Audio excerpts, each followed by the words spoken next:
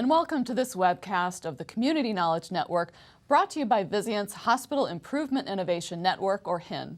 The Vizient HIIN supports the aims of CMS to improve patient safety and decrease patient harm through the systematic use of proven practices across the continuum of care. On this program, we'll explore end-of-life care. I'm Laurel Whitmore, Associate Vice President of Collaboratives at Vizient. As medical providers, our primary goal is to provide care to the ill and hopefully make them better. Unfortunately, that's not always possible. Today, we explore what hospitals and caregivers can do to help prepare patients and families for the time when care options have run out. We'll discuss innovative ways hospitals are honoring their patients' final wishes on how to live out the end of their life. Joining us today are Dr. Damanjeet Chaubey from Western Connecticut Health Network and Dr. Haider Warraich of Duke University Hospital. Welcome to both of you. Dr. Chaubey, briefly tell us about your background and your interest in this area. Thank you, Laurel, first of all, for inviting, and thank you to Vizient for giving us this opportunity to talk about something which is just I feel so passionate about. I've been, for the past 20 years, I have experience as a clinician, as an educator, and in research. And currently, I am the chair of the Palliative Care at Western Connecticut Health Network and member of the Population Health Management team. And really, for me, all these years of professional experience have given me the opportunity in my various leadership roles to, drive quality and performance improvement. And this is something which I feel really very proud of and really interested in because I think there's great opportunity for transformational change in how we deliver care to our patients. So my interest in end of life is both from the professional standpoint, but also from my personal standpoint. I've been a caregiver, I've been on the other side, and I know that we need to do more for patient-centered care, and that'll be a win-win for everyone. Great. Thanks, Damanjeet. Glad you're here. We also welcome Dr. Haider Warraich from Duke University Medical Center. So, Dr. Warraich, please tell us about your background and why this is important to you.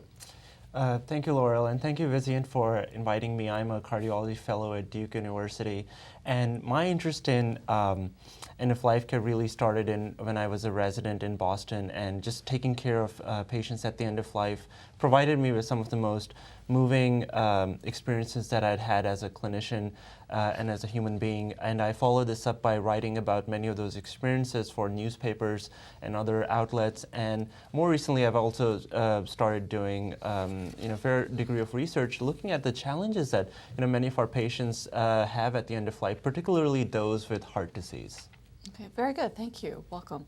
Damanjeet, let's start out. Let's define our terms here. So we're looking at end-of-life care. How do you define that? So end-of-life care has traditionally been the last, perhaps, the days of someone's life or the last months of someone's life. But I view now end of life really the last 2 to 3 years of someone's life, because that's what you need to plan for what is to come down the road. And so you need the time, and the decisions have to be made early on. Mm-hmm. So then how do we define palliative care? So palliative care is, it's specialized medicine. It is, the focus really of palliative care is on complex symptom management, symptoms that patients with serious illness really encounter and face throughout their disease. And also it is about helping patients and families make complex decisions, and so that we can align the medical care with their personal goals. And really, palliative care, in a sense, should become the standard of care for serious illness. All right, so now what's the difference between palliative care and hospice care? Well, hospice care is really when treatment stops. So it's a Medicare benefit for the last 6 months of someone's life, while palliative care is more upstream and really starts when the disease starts or when the serious illness starts. Okay, so and goes all the way, to end of life. Okay, so when does that transition happen? How do you move from palliative to hospice, and who makes that decision? So that decision is, time-consuming. People have to put their heart and minds to it. And really, patients and families make that decision. It's a shared decision. It is made with people who are taking care of them. So the teams have to be well-informed in understanding what's important to patients and families. And so really, patients need to understand what are their options. And then they weigh the risks and the benefits. And the palliative care teams help the patients and families formulate that plan so that it is a very patient-centered but delivered through a team approach. Okay. So why is this important? So you can well imagine that, how I think it is so critical that we integrate these principles of palliative care in the management of the seriously ill, because it really meets that quadruple aim, right? It is about high quality, it is about better patient experience, it is at lower cost, and then it is really also supporting the caregivers.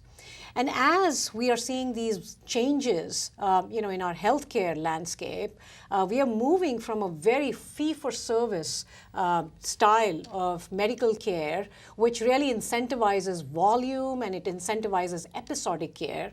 And we want to move to a value-based environment, which actually looks at the complete care that a patient and family needs through their, disease management. And so palliative care really fills that space, and we need it across the continuum of care, inside the hospital, outside the hospital, wherever the patient is. Mm-hmm.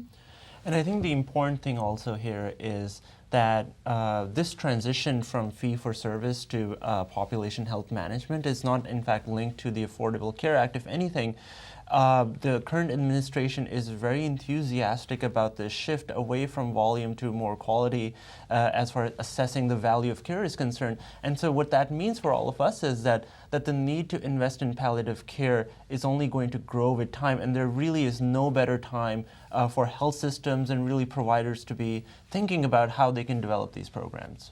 Okay, great. So circling back to the quadruple aim, let's look a little deeper at a couple of those aims for just a minute. Haider, why is better patient experience often overlooked as an aspect of end-of-life care? So I think the important thing here is to take a step back and really look at how the culture of medicine has changed. Not too long ago, medicine was just very paternalistic. Physicians and members of the healthcare team would frequently talk down to patients, and the patient's voice was just lost in all these important conversations about what is it that patients truly value. But over the brief period of time, I can say that in fact is changing, thankfully. And now more and more there's an increased emphasis on patient experience, and now we're actually looking at more granular things like how can we even measure that? How can we best collect patient-reported outcomes? How can we best assess patient satisfaction with care? So I think we're at an exciting time where finally the goals of healthcare are really being aligned with how patients actually experience that interaction with healthcare. Mm-hmm. That's great. Okay. And related to the quadruple aim on lower cost, Damanjeet, what's the relationship between the very ill and cost? So as we probably all know, that healthcare cost is becoming a very important topic for us to consider. So when that becomes, we start looking at where is the spend? What is happening to our population? So we know that the top 1% of the high-risk patients account for 23% of the total healthcare cost. And that, and that amounts to like about $100,000 per year, per capita spending, which is a very high amount. And so how does that really fulfill this value equation that we are very interested in, which is quality over cost? And so the same thing then when we really look at the top 5% of our population, they account for 60% of the healthcare cost. So if you look at the graphic that is up there, that 60% of the cost is really, there are three domains in that. One is people, the 49%. People fall sick, they get treatment, they get better, and they move on with their life. But then there's that 40% that are going to be persistent spenders. Those are the patients and families who are suffering with chronic disease and progressive chronic disease. And then the last group is the last year of life, which is accounting for about 11%. And how can palliative care actually improve the value in this space? Because certainly in the last year of life, which is that 11% spend, and then the 40% of those high persistent spenders is where we can focus on value. And if we do that, cost will really follow. So, and it's very interesting that the lowest risk patients, that spend has not changed over the past couple of decades. It kind of remains constant, about $300 per year. And that's why the focus on the high risk and the high cost and the high need. Mm-hmm. Okay, so important. So Haider, what are you seeing for your heart patients? So, I think it's important to recognize, first of all, that heart disease is still the leading cause of death, not only in the United States, but really around the world. And one of the things that we see when heart disease progresses is that many patients will develop a syndrome called heart failure, in which really the heart is unable to meet the demands of the body. And this is a really, really difficult diagnosis, not only for patients and their caregivers, but really for the health system at large. And nowhere is this better shown than in the sobering number that heart failure is the single leading cause of hospital admissions amongst elderly Americans, accounting for 1 million admissions every year. And what that really means is that it's just very hard to take care of these patients at home. And frequently, one of the things that is overlooked is that heart failure patients rarely get high quality end-of-life care. And there's so many reasons for that. There's a lot of variation in survival in heart failure. The natural history of heart failure can be at times very unpredictable. And even when we identify these patients to be truly at the end of life, I don't think we do a good enough job of managing the many symptoms that these patients have. Mm-hmm. Okay, and so do we know how end-of-life care is changing for these patients with heart disease? Yes, so one of the things that we've done recently is that we reviewed data from the Centers for Disease Control. And what we looked at was really looking at the location of death of patients over the last few decades. So if you look at this graphic, this is data, national US data from 1999 to 2016. And when you first look at the blue lines and the green lines, these are the number of patients with heart disease dying in either a hospital or in a nursing facility. You actually see a very positive trend. You see that there's a reduction in the number of patients who are dying in healthcare facilities. And that's being countered by an increase in the number of patients who are dying at home, which is the yellow line. And this is extremely important and commendable development, because we know that when patients are at the end of life and they're in the most difficult phase of their life, being able to die at home, being around family, being in a familiar environment is very, very important to them. So this is something that has been is reflective of the sort of increased patient-centeredness in healthcare. What you also see on the same chart is, in fact, that these reductions in people dying in healthcare facilities has now, in fact, plateaued since about the last 10 years. And, my sense is that this plateau is, in fact, going to remain steady, because it's just very hard for many patients with heart disease to be effectively managed at home. And the last thing that you see on this chart is the red line, which is the number of patients dying in hospice. And even though you see that there has been a gradual increase in the number of patients who are dying in hospice, that number still remains very, very low. And to provide context to what that means, I think I wanted to compare patients with heart disease with patients with cancer, and we use the same data source. And I think cancer is a great reference for many reasons. Not only is the second leading cause of death in the United States, it's also really the disease around which the entire end-of-life care system in the United States has been designed.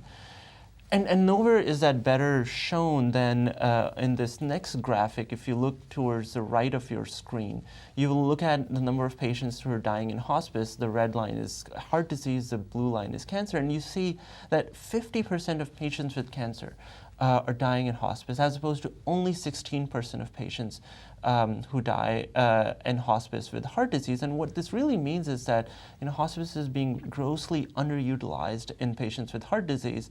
And then across this chart, what you also see is that many more patients with cancer die at home than patients with heart disease. And to sum this up, what this means for you is that patients with heart disease, especially patients with heart failure, are very underrepresented when it comes to receiving palliative care and hospice services. And they just have needs that we're not just meeting. Mm-hmm. And that is so true. My experience over the past 10 years kind of, validates this data, because it is difficult, for us to figure out when should the palliative care team be involved. But I would say that, for heart failure patients especially, it is difficult because there is not that inflection point, similar to cancer patients. Cancer patients can do well with their treatments, and then suddenly they have a dive down, and that allows for the palliative care team to start being part of the care plan. While heart failure patients have just a steady decline in their overall condition, and which makes it difficult. So I think I would advocate for the fact that palliative care teams become part of heart failure management early on, as soon as someone is heart failure stage 3 or stage 4, so that we can really strengthen this team-based care and manage their complex symptoms and get that goals of care, for what is, and help the families, plan for what is likely to come down the road. And those are all excellent points, and so we wanted to go a step further and go beyond access and actually look at, well, what actually happens when patients with heart failure in fact do get palliative care services such as hospice. So we performed this study from data that's collected by the American Heart Association that looked at, it's basically a national database that looks at hospitalized heart failure patients. And here's some of the big numbers. We found that between 2005 and 2014, only 5% of Medicare patients who are hospitalized with heart failure are discharged to hospice. And this number, even though it's gone up from about 2% in 2005, is still pretty dismal. And then the next piece of information is perhaps even more important, that when patients in fact do get discharged from the hospital to hospice, their median survival is only 11 days. And now remember that hospice is a service that was actually designed for patients who have an expected survival of 6 months. And what this tells you is that we're really delaying this decision to transition to hospice too late for our really, really sick heart failure patients. And if you take a step further, you find that about 23% of Medicare heart failure patients who are in the hospital and who get discharged to hospice die within 48 hours of discharge. Within 2 days of leaving the hospital to hospice, they pass away. And what this means is that this is a really distressing number, because these patients are really in the throes of death, and we're sending them away from the hospital. We're adding an additional transition to them at the very end of life. And this late referral to hospice is not only distressing to the patient and their family members, but really to the entire team that's involved with taking care of these patients. Mm-hmm. Yeah, and a key theme that we see is this team-based care. And having a palliative care conversation with a patient is difficult. Some organizations have a team of physicians and nurses that specialize in these conversations. And we visited with Care New England Health in Providence, Rhode Island, which has such a team. And we're going to see what they're doing in their organization now. Care New England Health System is a system that's comprised of 3 hospitals, a 500-member physician and provider group practice, accountable care organization, an outpatient behavioral health center, as well as a visiting nurse association.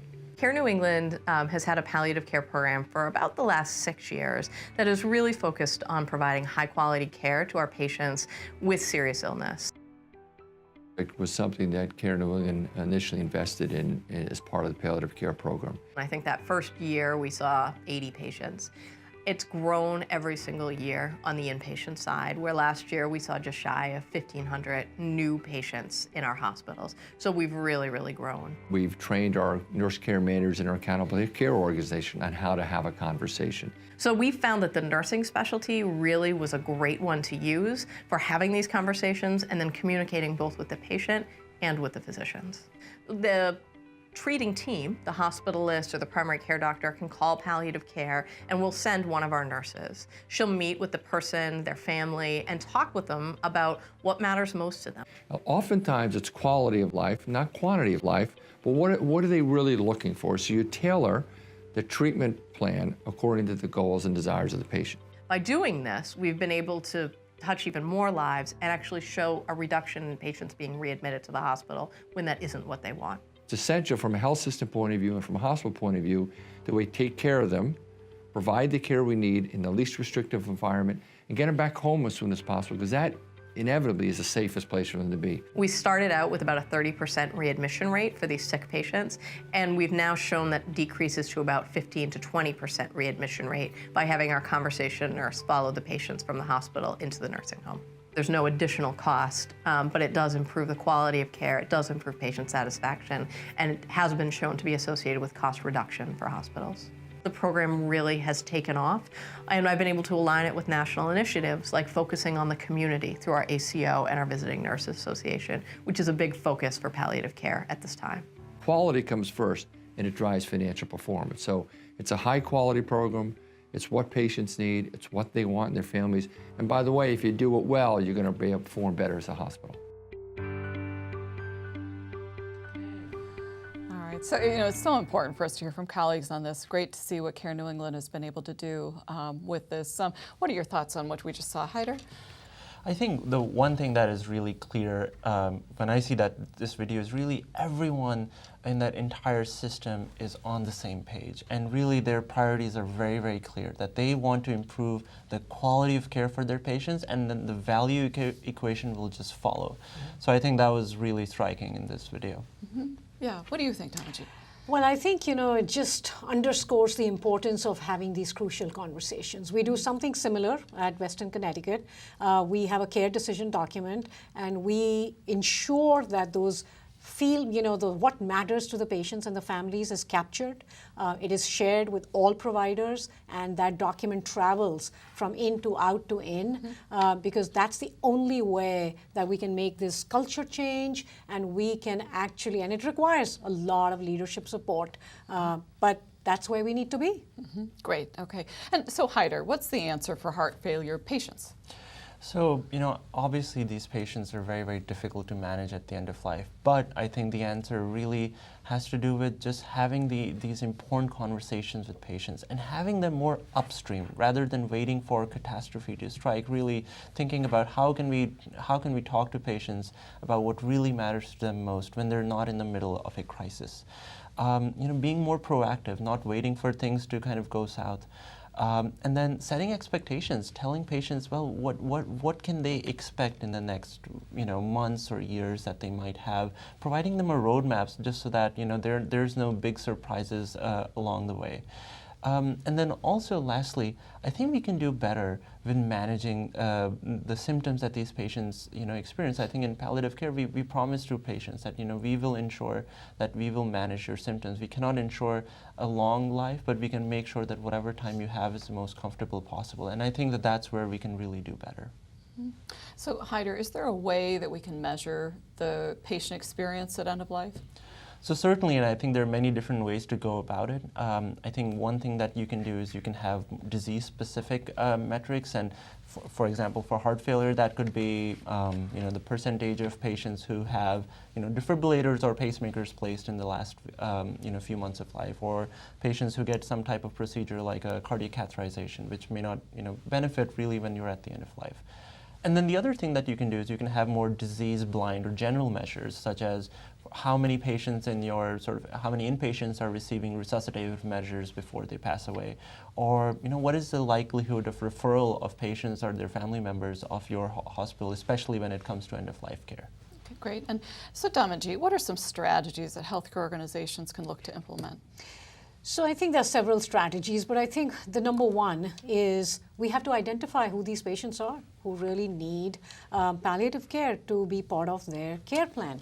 And so these high risk, these high cost, these high need patients, we need to identify them within our health system, whether it is through predictive analytics, leveraging our EMR, or whether it is through creating a culture of a high reliability, something akin to a high reliability, that everyone feels that they can call for a palliative care consult and that the team will get involved. So that's number one. Number two, I think once you create that need and identify those patients, then you have to, improve access. So you have to be able to have the personnel and improve access so that you can provide these very important services. So for example, I would say that you should think about that approximately 7 to 10% of your inpatients are in need of palliative care.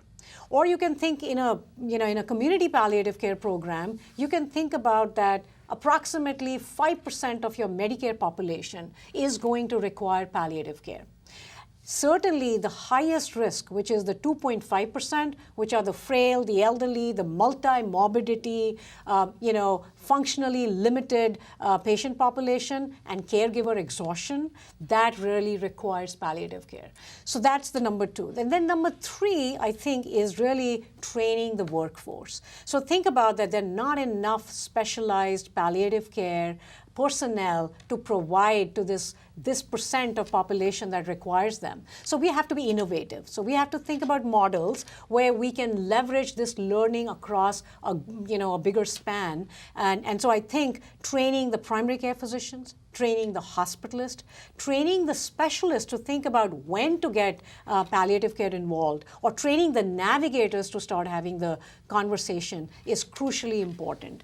And the last point that I would make is that it is so important to integrate the outcomes of research that we all either do within our institutions or learn from other places, because that, if we don't incorporate that learning into practice, we will never reach our goals. Mm-hmm. Okay, so Haider, so how do we identify the heart failure patients that should be linked to palliative care given some of the complexities of the disease progression? Mm-hmm. So I think one of the things that we can do is really use the hospitalization as an almost sentinel event in the sort of natural history of these patients. We know that when a Medicare patient with heart failure is hospitalized for heart failure, their median survival is only 2 years. And so I think what we need to do is really every patient with heart failure who is hospitalized should receive palliative care. And that can be primary palliative care from the treating team, from the hospitalist team, from the cardiology team, in which you have discussions about things like code status, healthcare proxy, and then in a subset of those patients, getting the experts involved, getting the palliative care consult team to come see the patient to resolve some of these important issues. Yeah. I mean, I think, one of the things that becomes very important is perhaps use these screening tools. And the screening tools really capture a couple of things, right? They capture what is an advanced illness, right? So advanced or serious illness. So that patient with heart failure, for example, who's short of breath at rest is clearly advanced heart failure. A COPD patient who's oxygen dependent is really advanced lung disease. So getting that advanced illness and then comorbid conditions, because we know that majority of our Medicare population really, have multi-morbidity. They have 2 to 3 chronic diseases and functional impairment. So functional impairment assessment becomes extremely important. If patients require help with ADLs, it's a poor prognostic marker. And again, a trigger for palliative care. And then the last is high utilization. So all these multiple hospitalization, these frequent EDUs, patients on like more than 20 medications, and most importantly, again, it's caregiver exhaustion. They don't know how to take care of these complex patients and symptoms. So once we have these kind of triggers and these kind of processes in place which can screen patients, then we can start initiating that goals of care discussion and laying out the expectations and manage their symptoms much, much better. Mm-hmm. Great. Okay. So we visited Beth Israel Deaconess Medical Center in Boston, and their palliative care program is taking a proactive approach to identify identify the end-of-life wishes of all of their patients. Let's take a look. The Beth Israel Deaconess Medical Center is a large urban academic medical center. We have about 670 beds. Our patients often have multiple diseases, many of which may increase their risk of death in the near future, and that's really the group that we're focused on.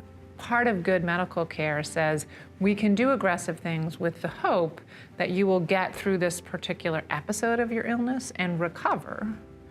But if we're really going to be fair about it, we also have to talk about the other side of that coin. Traditionally, I think it's been hard for people to talk about serious illness or end-of-life care because it's scary. None of us really wants to think about that. It's not exactly a happy topic in many ways. And I think the work that we're doing is fundamentally trying to change that culture, to shift those conversations earlier, to make them as patient-centered as possible, and to do that every single time. And we're going to take it on in a situation where you're not necessarily that sick, where it's not that urgent. And so hopefully that means it's not that scary. Our electronic medical record has a place for advanced care planning information. And any clinician can log in. It's immediately on the profile page for that patient.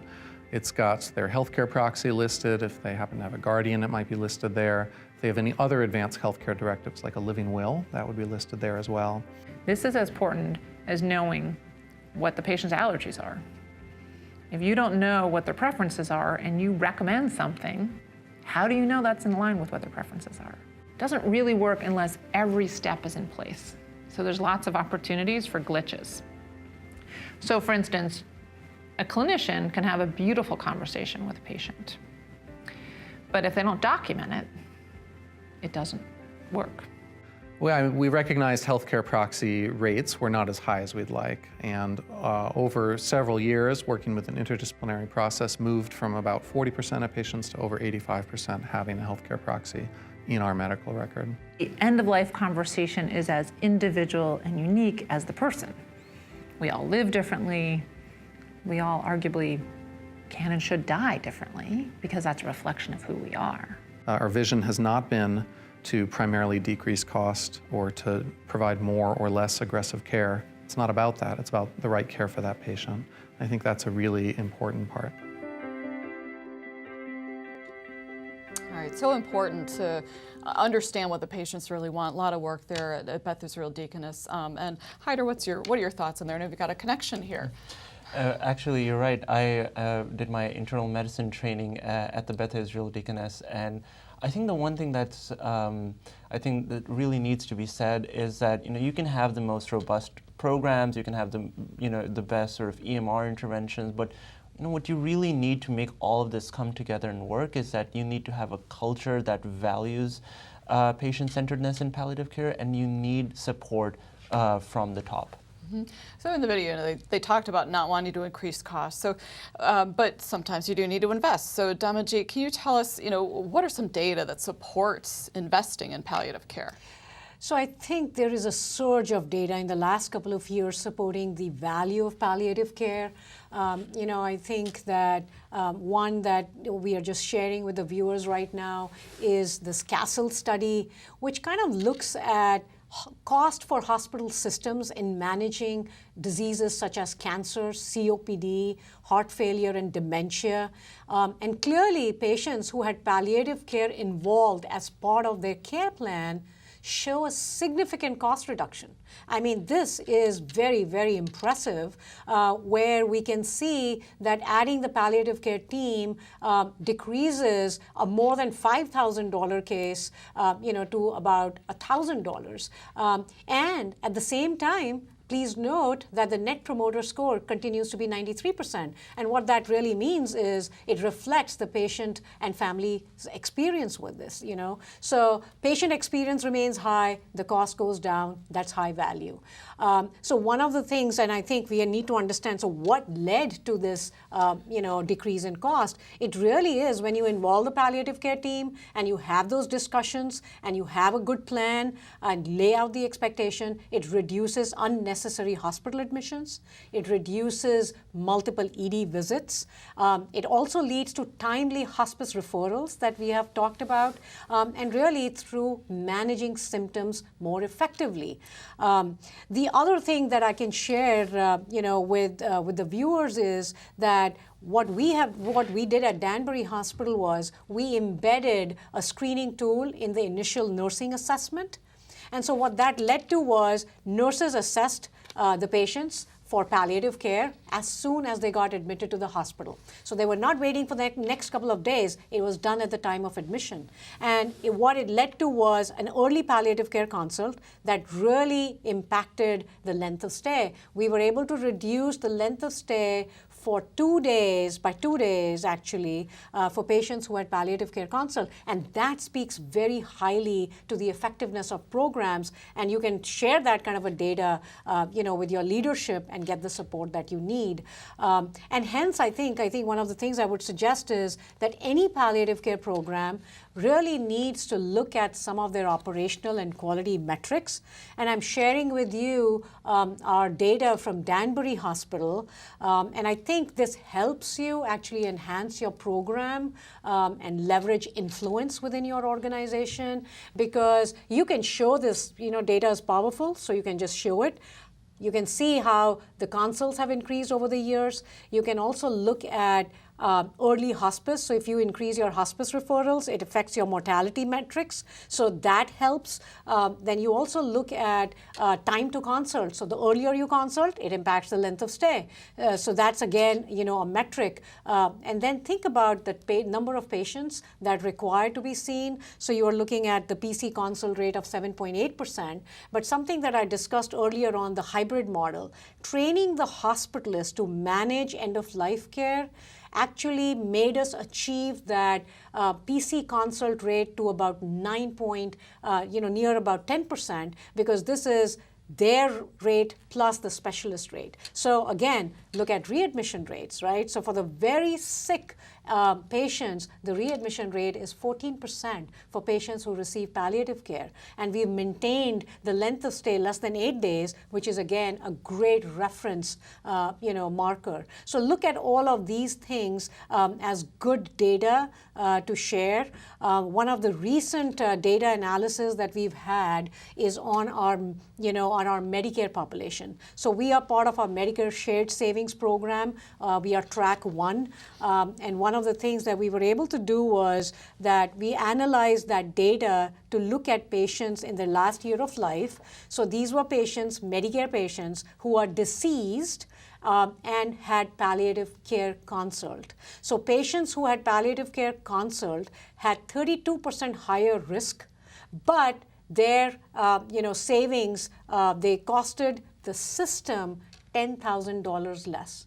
So sicker patients, higher quality scores, but also costing less. And that, I think, is extremely powerful. So if we can have $10,000 saving per patient, that sets up the program for future growth very, very nicely. So I think these are important data elements to share. Mm-hmm. Okay, so how do you embed the philosophy of palliative care within your organization? So that's a challenge, right, Laurel? Because, so I think stories and data are important. But one of the ways that I would suggest that we do it is that if you have leadership support, embed this philosophy within the organization's vision and mission, because there is no system that's not interested in providing compassionate care, right? So that's one. Every health system is looking for strategy for a population health management strategy, right? So be part of that. Get involved, lead that, or be a member of it. So look at your post-acute strategy, your population health strategy, and if you can influence, build some data elements or metrics in the CEO dashboard, because that really gets the board involved, and that leverages a high element of influence and change. Mm-hmm. Great. Okay. So, Haider, how does your organization link with community resources to transition more of these patients into palliative care? So traditionally, palliative care has been really concentrated in the hospital setting. That is really where our sickest patients are. That's where we have the most resources. We have our inpatient palliative care teams. We have social workers, spiritual providers. But I think more and more organizations are starting to realize that the effect and the impact that you can have if you just concentrate on the hospital will always be very limited. And that is why a lot more, I think, emphasis now needs to be placed on how we can link palliative care in the hospital to the community and really across the health system. So one of the ways that we have started doing that is really by developing clinical relationships between the inpatient teams and the outpatient providers. This is true for patients with heart failure who can have a lot of needs even after they're discharged from the hospital. Our palliative care group is also doing some really innovative stuff with machine learning and by actually using by developing predictive models for their MSSP population to actually get a sense even before something bad happens, which patients who are in the community are at higher risk for having some type of bad outcome. And what that does is that raises a flag, and a potential proactive palliative care consult can then be generated. And I think all this information then can be linked back when patients come back to the hospital. And I think lastly, and perhaps most importantly, I think one of the key roles that hospitals can play is really by engaging with the community. And I think nowhere is that better illustrated than in the town of La Crosse in Wisconsin. So the interesting thing about La Crosse is that it has the highest advanced care planning fill rate in the entire country and some of the lowest cost of care as well. And how were they able to achieve that was in fact by this brilliant partnership between the health system, Gunderson Health System, and the local church communities, and they went out in the community and really engaged patients a lot and people in general a lot more before anything bad happened. Really got them to realize that this is something that's important and worth talking about. Mm-hmm. And Damanjeet, how does your organization reach out to community organizations? So, Laurel, we've made several strides in that direction. We both in terms of clinical expansion in the community as well as educational expansion. So one is that we have palliative care services being provided in a primary care office. We have a great partnership with our pulmonary, specialist. So we provide that in the outpatient office. We have embedded a palliative care resource in the cancer center. But also one of the most, unique things, perhaps not so unique, but that I'm very proud of, is our palliative care at home program, where, our team actually goes and manages patients at home. The lowest cost, the highest yield, helps them make the right medical decisions, involves the family, involves other providers, and really keeps them at home and avoids all this unnecessary rotation and that circle of hospitalizations and home. So we are doing some great work in that. The other thing that I think is very important is involving the community, education about what is palliative care.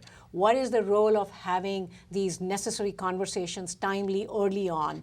And so we partnered with the Conversation Project. We have about 40 trainers, volunteers, who have now done several sessions, I think near about 300 sessions, where they are engaging the community in these very important conversations. Something that I'm also very excited about in this past 1 year has been my partnership with our risk management. And we do a talk called The Legalities and the Realities, which is has led to such great conversations, not only with our board members, with our community assisted living facilities, with our EMS, with our homes care services, with our navigators. So it's like across the spectrum, across the continuum of care, and it's been very exciting. Mm-hmm. Excited to see when it takes off, right? Yes. So with all of this, how do we know when we're successful? Haider, what are your thoughts? So I think we're at this unique time in really our history, and in how hospitals and health systems can not only take care of patients and improve the care that we give them, but really be a catalyst for cultural change in our society. I think many people are now realizing that these conversations about the end of life, and the whole sort of ethos surrounding palliative care, is one of the most significant movements in our society, and these are conversations that are really everyone should be having. And I think that everyone who is involved in healthcare, everyone here, everyone at home, and at work can really be a part of really this revolution that I think that we can do to really help patients even before they become patients. Great. Damanjeet, what do you think? Well, I think that's exactly right. I mean, I think that, I wish the future would be such that, these care plans are formulated in the community. We have great, and then the hospitals are able to honor those care plans that are formulated. And so that maybe in the future we don't have people dying in the ICU.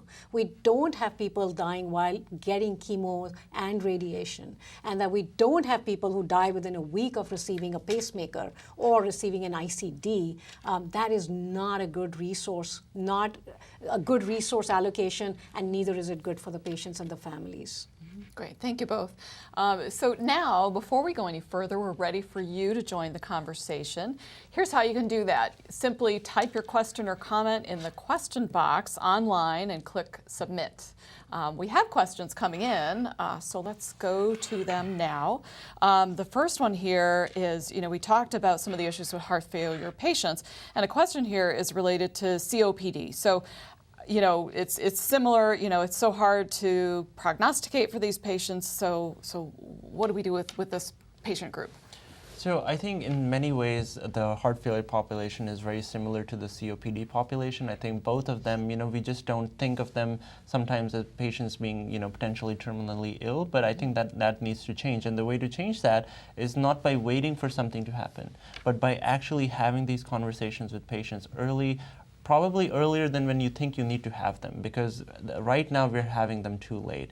And I think what we can do is really incorporate everything that we know about a patient, not just look at one disease or the other, not just look at they have heart failure, they have COPD, but really look at the big picture of where is a patient in their lives, how does all the sort of different factors come to play, and really again have these conversations probably before we think we actually need to have them. Mm-hmm. Okay, great. And let's see. Another question for you, Haider. Why are heart failure patients being referred to hospice so late? So I think one of the key elements there is really how difficult it can be to assess prognosis in patients with heart failure. We know from some studies that we've done before that physicians really across the spectrum are more accurate when it comes to assessing survival and prognosis in cancer patients and in patients with heart failure. And I think the key thing there is really for the specialists and all for the whole teams to come together, to work with the palliative care team, to work with the subspecialty team, to have additional support tools so that we can come to a better assessment of how patients are doing and really help give them the information that they want us more than anything else. And so many patients come to me or Damanjeet, and the most important thing they want to know is, doctor, how much time do I have? And I think that if we cannot provide them that information, then I think we're doing them a disservice. Mm-hmm. Okay, great, thank you. Let's see, the next question. Who should be part of the palliative care team? Damanjeet, do you want to take us through that? Sure. I mean, I think, a palliative care team really is clinicians, whether they are physicians or APRNs or nurses. But the essential component is also the social worker. It is also the spiritual member of the team. This holistic approach, this whole team-based approach is really what makes the significant impact in patients and families' lives, because they need the support of, and something that Haider just said, this is not about COPD or CHF, right? I think it's not about the heart or the lung or the kidney. It is about that person as a whole. So we need a more big picture, a more complete, the whole picture thinking, and start looking at people as not organs, patients, I mean patients not as organs, but as people. Yeah, the whole body, the whole body, person. the whole person approach. Good. Okay. Let's see. And a question here: what are the first steps to create a palliative care program? I think everyone's in a different stage. Some are more mature, some are starting. But I think something that we should all, that I have learned over the years as I've developed this program and its growth, is take the time to figure out what is important. So do a needs assessment, do a survey, look at your stakeholders, and figure out what's important for them. And these stakeholders are many, right? It could be your leadership, it could be patients and families, it could be specialists who are involved, because how are you going to engage them, and how are you going to bring them into that team-based approach care plan? Because for a long time, we are great at our individual domains. We have the best cardiovascular program, we have a great cancer program, but the question is, together, how do we take care of patients? So I think stakeholder engagement, so send a survey, figure out what is important, and then devise your plan or your program to the needs of your population. Mm-hmm. Okay, all right, good. Let's see, next question is, how do you approach palliative care education for frontline providers?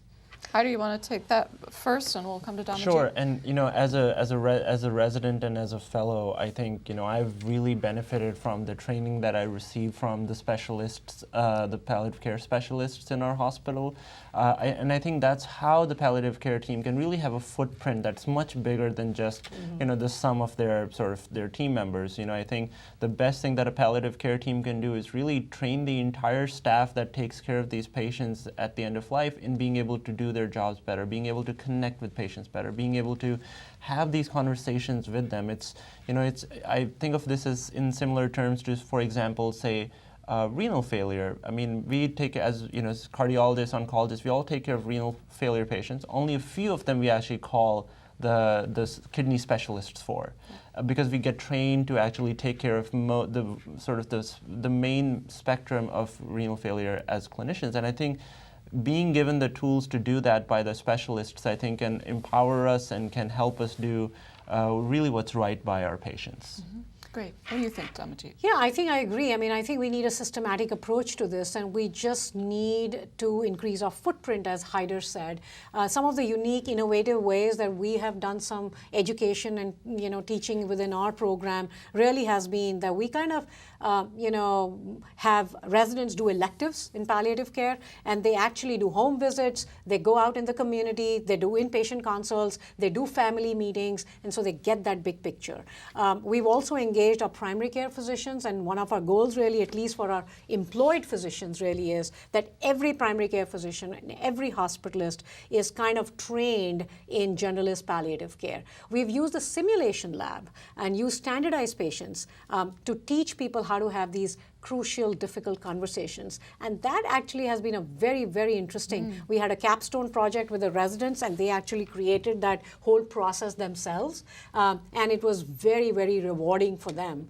So I think there are so many, ways, facilitated discussions, but we have to just embed it into the medical student, the resident training, and we have to touch all the people who are practicing today, right? So, we can't help train them from their medical school, but we can surely provide on-job training. Mm-hmm. Great, okay.